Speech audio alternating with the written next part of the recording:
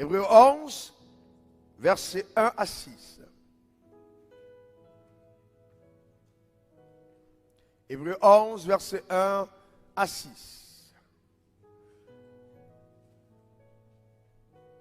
Pouvez-vous afficher plus rapidement les versets, s'il vous plaît?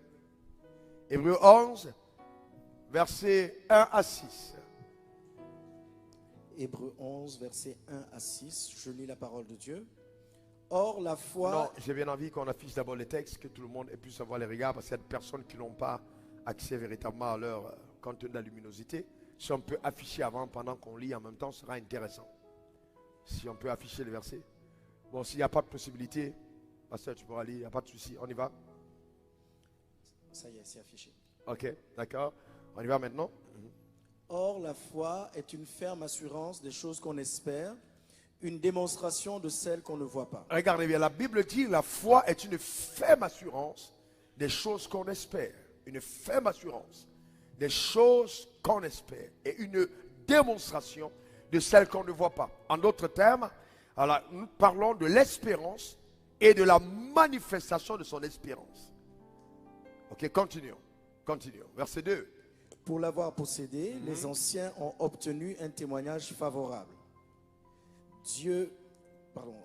C'est par la foi que nous reconnaissons que le monde a été formé par la parole de Dieu, en sorte que ce qu'on voit n'a pas été fait de choses visibles. C'est par la foi qu'Abel offrit à Dieu un sacrifice plus excellent que celui de Caïn. C'est par elle qu'il fut déclaré juste, Dieu approuvant ses offrandes, et c'est par elle qu'il parle encore, quoique mort. C'est par la foi qu'Enoch fut enlevé pour qu'il ne vît point la mort, et qu'il ne parut plus parce que Dieu l'avait enlevé.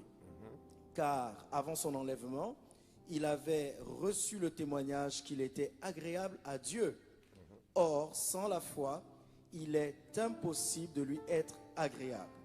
Car il faut que celui qui s'approche de Dieu croit que Dieu existe et qu'il est le rémunérateur de ceux qui le cherchent. Il faut que celui qui s'approche de Dieu croit que Dieu existe et qu'il est le rémunérateur de ceux qui le cherchent. Donc la foi est un sujet très important. D'ailleurs, à mon sens, le sujet le plus important des Saintes Écritures. Le plus important de la parole de Dieu. La Bible